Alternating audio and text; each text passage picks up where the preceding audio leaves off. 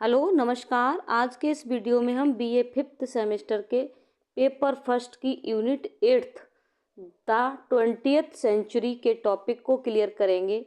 Imagism topic है आज का हमारा। इमेजिज्म या कह लीजिए इमेजरी। ओके, तो आज का टॉपिक, तो इमेजिज्म में हम क्या क्या क्लियर करने वाले हैं। मीनिंग ऑफ इमेजिज्म या कह लीजिए imagery. Okay, introduction of imagery, उसके बाद टाइप्स ऑफ इमेजरी, और fourth characteristics and principles of imagery. Imagery कल्पना के सिद्धांत और विशेषताएं, कल्पना के प्रकार, कल्पना का परिचय और कल्पना का मीनिंग। ठीक है, तो सबसे पहले हम समझेंगे कि इमेजिज्म होता क्या है। इमेजिज्म को अगर हिंदी शब्द के रूप में कहें तो कहेंगे बिंबवाद कह लीजिए, बिंब चित्रण कह लीजिए या कल्पना कह लीजिए। ओके, और इसको एक इमेजिज्म क्या था, इसका मतलब होता है कविता की एक शैली जो मुक्त छंद और कहेंगे आम बोलचाल की भाषा का इस्तेमाल करती है। इमेजिज्म, ओके, इमेजिज्म जो था वो 1909 से 1917 के बीच में इंग्लैंड और अमेरिका में जो कवियों का एक समूह का सिद्धांत था। ये एसोसिएशन था पोइट्स का, उसे इमेजिज्म कहा गया। ठीक है, तो इस टॉपिक में हम क्लियर करने वाले हैं 4 चीज़ें। Meaning of imagism, introduction of imagery, types of imagery, characteristics of imagery. तो सबसे पहले हम पढ़ेंगे मीनिंग ऑफ इमेजिज्म या इमेजरी। ओके, सबसे पहले इसका मीनिंग समझेंगे, अर्थ समझेंगे, इमेजिज्म होता क्या है। तो चलिए चलते हैं। Imagery means visual description. Imagery is a literary term. Imagery is a visual description. Visual दृश्यात्मक वर्णन होता है। विजुअल मीन्स दृश्यात्मक, जैसे देख सकते हैं, आँखों से देख सकते हैं। ठीक है, तो इमेजरी का मतलब होता है विजुअल डिस्क्रिप्शन, दृश्यात्मक वर्णन। Imagery is a literary term. Imagery एक साहित्यिक टर्म होता है।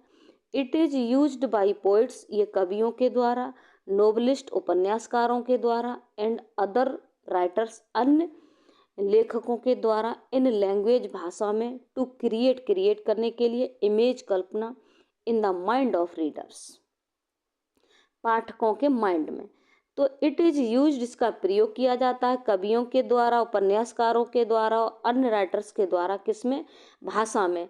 पाठकों के माइंड में इमेज क्रिएट करने के लिए भाषा में इनके द्वारा इसका प्रयोग किया जाता है।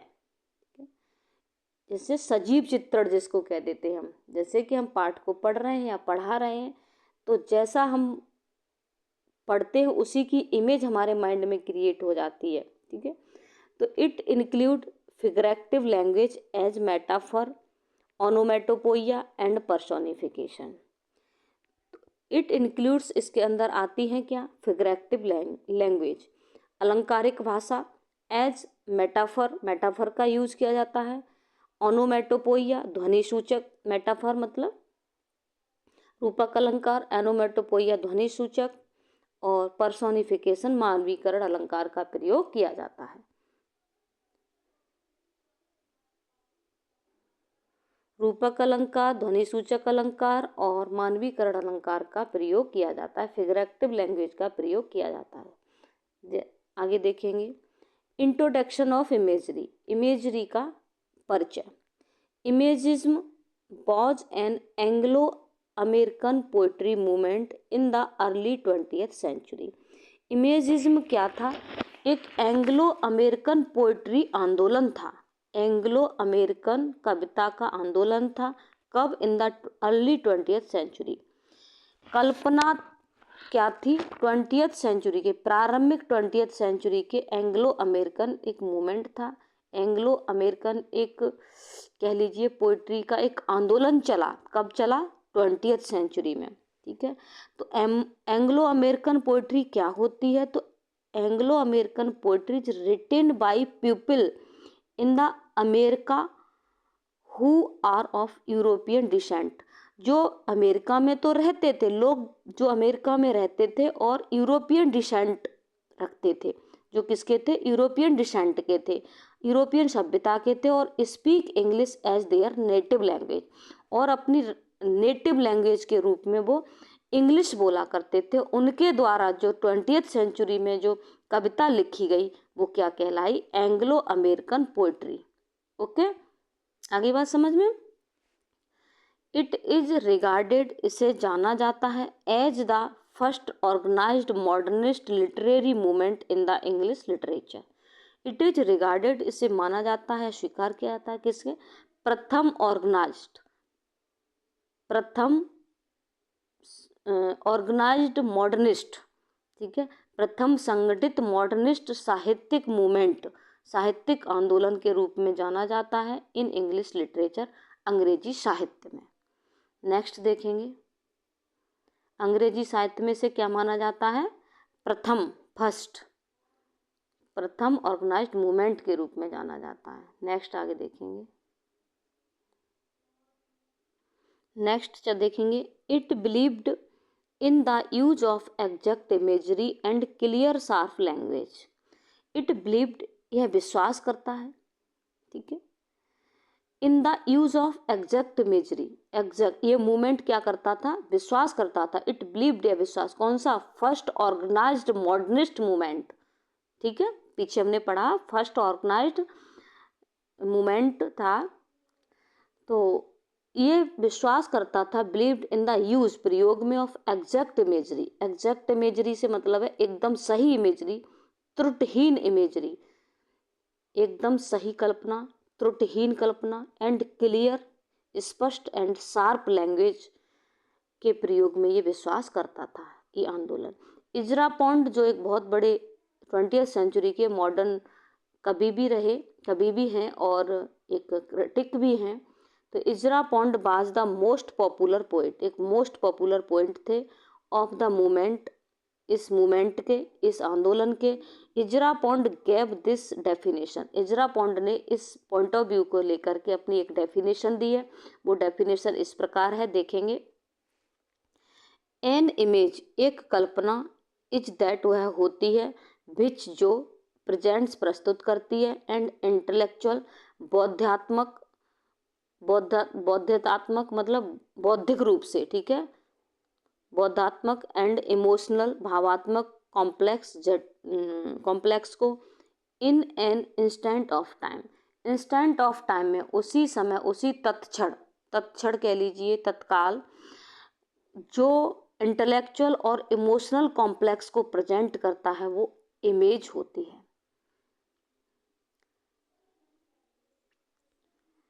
Imagism 1912 was the most influential movement in English poetry since the activity of the pre-Raphaelite। अब इमेजिज्म 1912 जो था वो मोस्ट इन्फ्लुएंशियल मूवमेंट था, बहुत अधिक प्रभावशाली आंदोलन था इन इंग्लिश पोइट्री, अंग्रेजी कविता में, since activity of the pre Raphaelite activities से, pre Raphaelite activity, pre Raphaelite poetry जो थी उससे इंग्लिश पोइट्री में, उससे लेकर के ये बहुत ही प्रभावशाली मूवमेंट रहा। कौन सा? First organised modernist movement. Okay,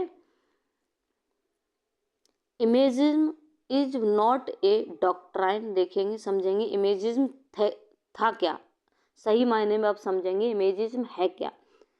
imagism is not a doctrine, imagism एक डॉक्ट्रिन भी नहीं है, एक सिद्धांत नहीं है, nor even a poetic school, ना ही एक पोइटिक स्कूल है, but A association of a few poets, लेकिन न तो ये क्या है, कोई सिद्धांत है, ठीक है, it is not a doctrine, doctrine भी नहीं है, एक सिद्धांत भी नहीं है, और ना ही ये पोइटिक स्कूल है, क्या है, एक एसोसिएशन ऑफ फ्यू पोइट्स, कुछ कवियों का संगठन है, हु वर, जो रहे, फॉर ए सर्टेन टाइम, कुछ निश्चित समय के लिए जो रहे, इन एग्रीमेंट, एग्रीमेंट में रहे, कुछ कवि थे जो आपस में एग्रीमेंट में रहे, on the small number of important principles, कुछ महत्वपूर्ण सिद्धांतों के स्मॉल नंबर्स के आधार पर अपने एक एग्रीमेंट में रहे कुछ समय के लिए। ये उन कवियों का एक क्या है, समूह है, ना ये सिद्धांत है, ना ये कोई स्कूल है। मैंने पहले भी बताया आपको, ये इमेजिज्म जो है 1909 से लेकर 1917 के बीच में जो इंग्लैंड और अमेरिका के कवियों के एक समूह का सिद्धांत था। ठीक है, सबसे पहले जब वीडियो स्टार्ट की थी तब बताया था। नेक्स्ट देखेंगे टाइप्स ऑफ इमेजरी। इमेजरी के टाइप्स क्या होते हैं? Main types of imagery are, imagery के जो मुख्य प्रकार होते हैं वो इस प्रकार हैं। फर्स्ट विजुअल इमेजरी, जिसको कहेंगे दृश्यात्मक कल्पना।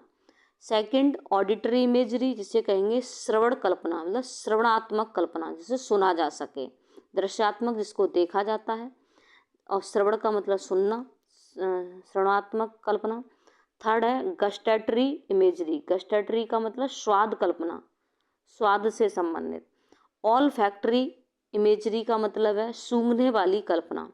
आगे इनको सबको बहुत अच्छे से मैंने डिफाइन किया है। टेक्टाइल इमेजरी, टेक्टाइल इमेजरी मतलब स्पर्शनीय कल्पना, जिसको स्पर्श करके इमेजिन किया जाता है। काइनेस्थेटिक इमेजरी, गति और संवेदनात्मक कल्पना। लास्ट है 7 ऑर्गेनिक इमेजरी, जैविक कल्पना। अब इन सबको वन बाय वन हम बहुत अच्छे से देखेंगे, समझेंगे। नेक्स्ट देखेंगे, चलेंगे। सबसे पहले फर्स्ट विजुअल इमेजरी। अब विजुअल इमेजरी जो का है क्या होती है हम आपको फर्स्ट है विजुअल इमेजरी। विजुअल इमेजरी का अर्थ हम अभी बता चुके हैं आपको, दृश्यात्मक कल्पना। तो सबसे पहले समझेंगे दृश्यात्मक कल्पना क्या होती है। When an author uses different visual elements to generate imagery, then it means they are using visual imagery. तो जब एक लेखक प्रयोग करता है डिफरेंट विजुअल एलिमेंट्स, अलग अलग दृश्यात्मक एलिमेंट्स का प्रयोग करता है टू जनरेट, उत्पन्न करने के लिए, इमेजरी कल्पना को, देन तब इट मीन्स, इसका मतलब होता है दे आर यूजिंग, वे प्रयोग कर रहे हैं विजुअल इमेजरी। जब एक लेखक विभिन्न विभिन्न प्रकार के दृश्यात्मक तथ्यों का प्रयोग करता है जनरेट करने के लिए, इमेजरी को जनरेट करने के लिए, तब इसका मतलब होता है कि वे क्या कर रहे हैं, विजुअल इमेजरी का प्रयोग कर रहे हैं। इट कंसिस्ट ऑफ डिफरेंट, ये कई प्रकार की होती है, कई प्रकार से डिवाइडेड होती है। जैसे इमेजरी कई प्रकार, जैसे शेप, किसी भी चीज़ को हम देख करके ही उसकी शेप को बता सकते हैं। साइज, साइज को बता सकते हैं। कलर्स को बता सकते हैं। लाइट्स को, शैडो को एंड पैटर्न को। तो विजुअल इमेजरी के अंदर शेप्स आती हैं, साइज आते हैं, कलर्स आते हैं, लाइट्स आती हैं, शैडो आती हैं एंड पैटर्न्स। तो किसी भी चीज़ को जब हम देखेंगे, विजुअल का मतलब दृश्यात्मक, देख करके उसकी इमेजरी, इमेजन माइंड में बन जाना। तो shape, size, colours, light, shadow and pattern. Okay, आया होगा समझ में। इन लिटरेचर, साहित्य में visual imagery is the most prevalent type of imagery. Most prevalent, बहुत अधिक प्रिवलेंट मानी जाती है, प्रचलित मानी जाती है। साहित्य के अंदर विजुअल, दृश्यात्मक कल्पना सबसे अधिक प्रचलित कल्पना मानी जाती है। ओके, तो इसके अंदर क्या क्या आती है ध्यान रखेंगे। क्या? Shape, size, colours, light, shadow and pattern. Next दूसरा है, सेकंड है ऑडिटरी इमेजरी। अब ऑडिटरी इमेजरी का मैं आपको अर्थ बता चुकी हूँ। क्या? श्रवणात्मक, श्रवण का मतलब सुनना, श्रवण कल्पना के लिए या श्रवणात्मक कल्पना कह लीजिए, जिसको हिंदी में वो कहेंगे सुनना। ठीक है। इट डिस्क्राइब्स, यह वर्णन करती है, व्हाट वी हियर, जो हम सुनते हैं, जो हम सुनते हैं उसका ये वर्णन करती है। ठीक है। The sense of hearing of reader is appealed through the auditory imagery. Sense of hearing of readers, पाठकों के सेंस ऑफ हियरिंग को, सुनने के सेंस को अपील्ड बताया जाता है, थ्रू के द्वारा, ऑडिटरी इमेजरी। ऑडिटरी इमेजरी के द्वारा पाठक के सेंस ऑफ हियरिंग को अपील्ड किया जाता है। It is very challenging to convey auditory imagery through the text. It is very challenging, यह बहुत ही चैलेंजिंग होता है। क्या करने? कन्वे, बताना ऑडिटरी इमेजरी को, ऑडिटरी इमेजरी को, श्रवणात्मक कल्पना को थ्रो टेक्स्ट के द्वारा, किताब के द्वारा, टेक्स्ट के द्वारा ऑडिटरी इमेजरी को कन्वे कर पाना बहुत ही चैलेंजिंग होता है, बता पाना बहुत ही चैलेंजिंग होता है। क्योंकि किसी भी चीज़ को सुन करके दिमाग में इमेजिन आना, है ना। जैसे मान के चलिए पानी बह रहा है किसी नदी में, तो कल कल की ध्वनि आपको सुनाई दे रही है, तो आप उसे अगर थोड़ा सा सेंसिटिव हैं आप, तो आप समझ जाएंगे। जैसे किसी ने नदी में भरे पानी में डेला मारा, ठीक है, कंकड़ फेंका, तो समझ जाएंगे आप ये उसकी आवाज़ है, जैसे किसी ने बहुत से पानी में कंकड़ मारा, ठीक है। या पानी टकरा रहा है किसी भी सोर्स से, तो ये पानी के टकराने की आवाज़ है।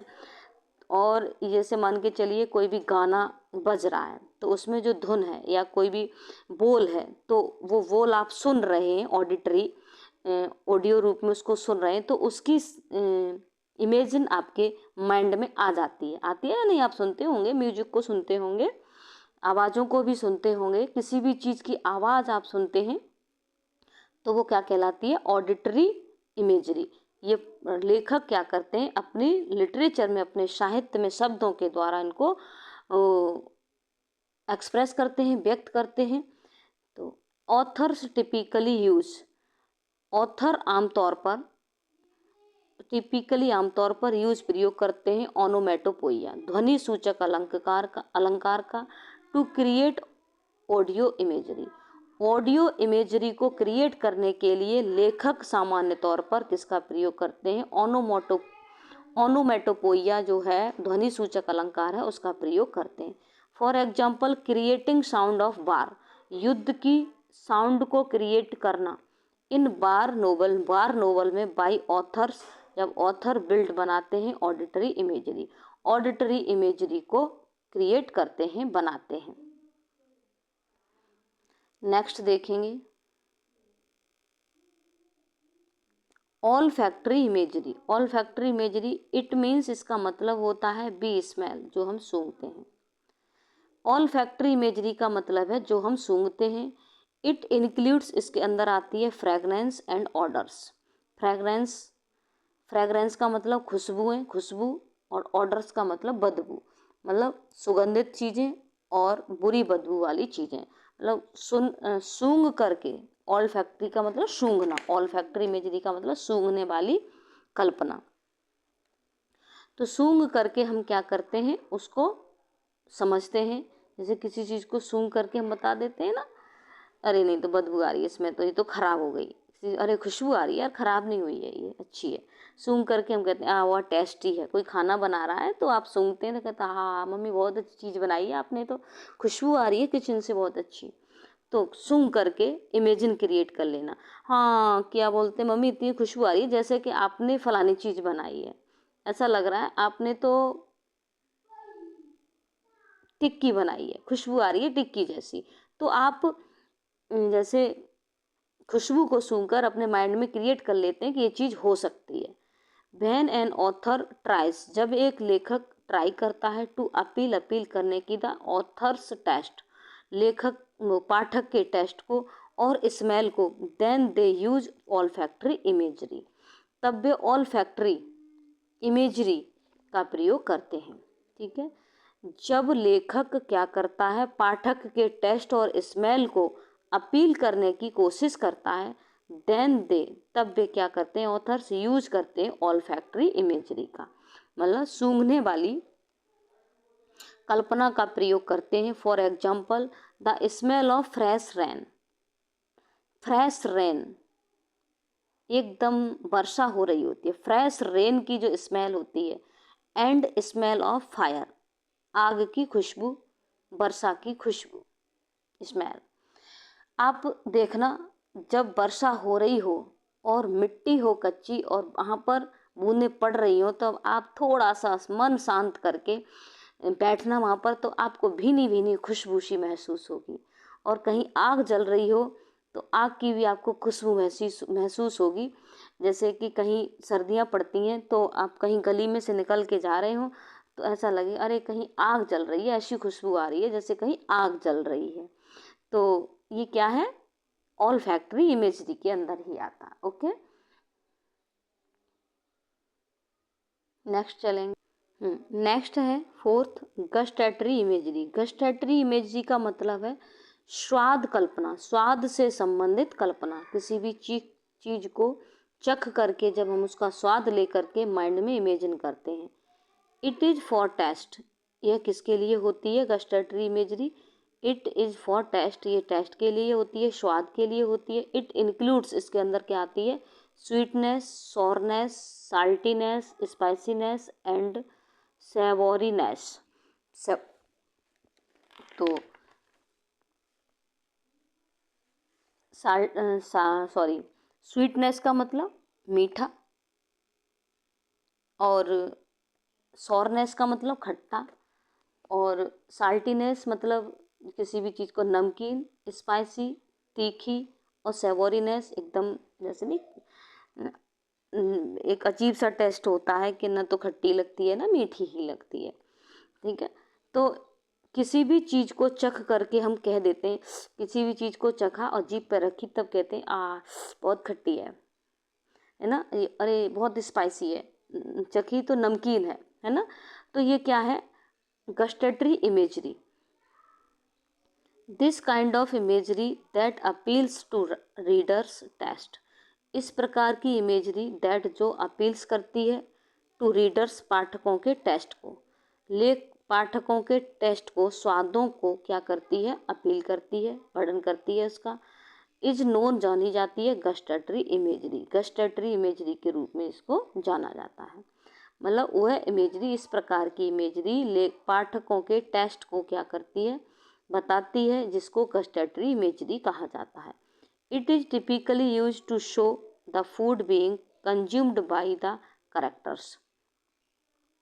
दिस इज टिपिकली यूज, इसका आमतौर पर प्रयोग किया जाता है टू शो, दिखाने के लिए, बताने के लिए, द फूड बीइंग कंज्यूम्ड, जो खाया जाता है, बाय कैरेक्टर्स, किसी भी नोवेल में, किसी भी कविता में, कैरेक्टर्स के द्वारा, किसी भी ड्रामा में, किसी भी कैरेक्टर के द्वारा जो खाना कंज्यूम किया जाता है, खाया जाता है, उसके फूड को, खाने को, खाना का जो जो खाना कंज्यूम किया जाता है, कैरेक्टर्स के द्वारा खाया जाता है, उसके स्वाद को शो करने के लिए इसका प्रयोग किया जाता है।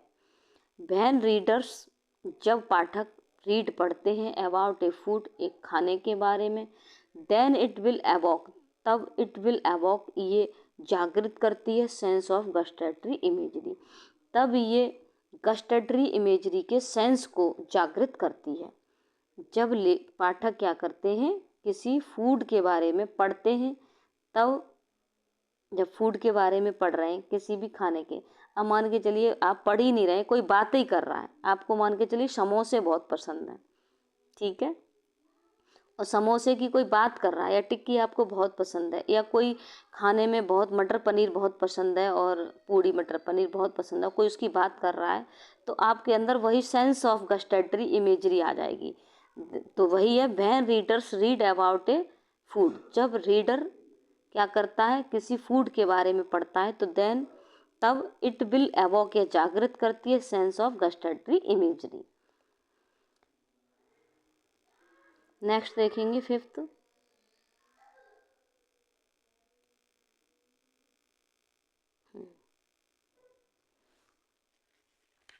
नेक्स्ट है टैक्टाइल इमेजरी। टैक्टाइल इमेजरी का मतलब है स्पर्शनीय कल्पना, जिसको हम स्पर्श करके समझ पाते हैं कैसी है, क्या है।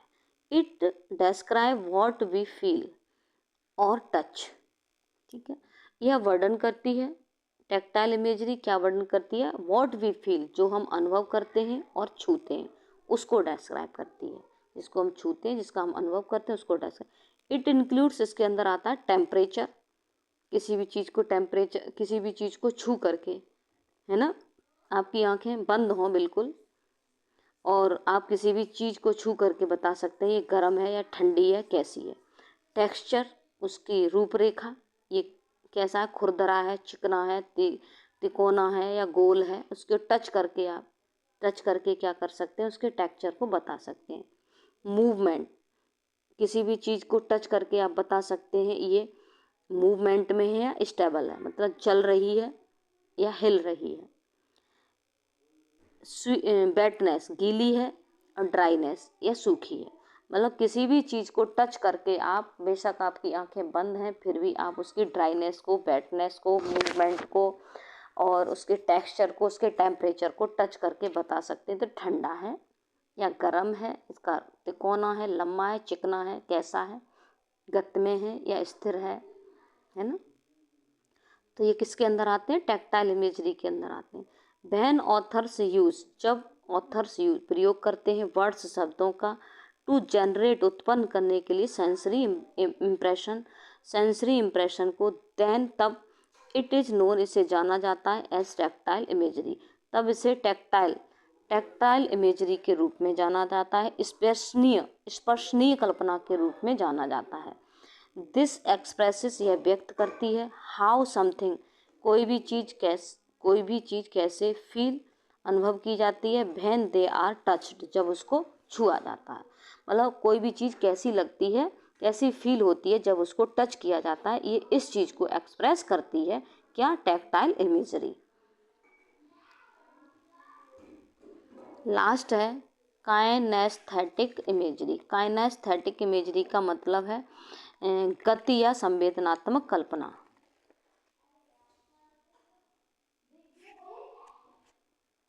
ठीक। द ऑथर्स एम्प्लॉयज, और लेखक प्रयोग करते हैं काइनेस्थेटिक इमेजरी का टू क्रिएट करने के लिए sensation of movement. Sensation of movement को क्रिएट करने के लिए वो काइनेस्थेटिक इमेजरी का प्रयोग करते हैं। संवेदनात्मक, गति संबंधित, तो ऑथर्स एम्प्लॉयज प्रयोग करते हैं काइनेस्थेटिक टू क्रिएट, निर्माण करने के लिए, सेंसेशन, संवेदना का, ऑफ मूवमेंट, किसी भी मूवमेंट की संवेदना को क्रिएट करने के लिए। Kinaesthetic imagery can be used, प्रयोग की जाती है टू रिप्रेजेंट, प्रस्तुत करने के लिए, स्पीड को, स्लोनेस को, फॉलिंग को, इवन कन्फ्लिक्ट को। काइनेस्थेटिक इमेजरी का प्रयोग कब किया जाता है? क्या प्रेजेंट करने के लिए? स्पीड, गति, स्लोनेस, उसका धीमापन है कि फास्ट है, फॉलिंग, गिरना, और इवन कन्फ्लिक्ट, जो संघर्ष होते हैं उनको। इस तरह से ये हमारा टॉपिक कंप्लीट हो जाता है। इसमें एक रह गई शायद, ऑर्गेनिक इमेजरी का फोटो नहीं खींचा है, ऑर्गेनिक इमेजरी थोड़ी रह गई है इसमें। अच्छा एक मिनट, अच्छा एक हेडिंग इसमें फ़ोटो क्लिक करने में रह गई, ऑर्गेनिक इमेजरी।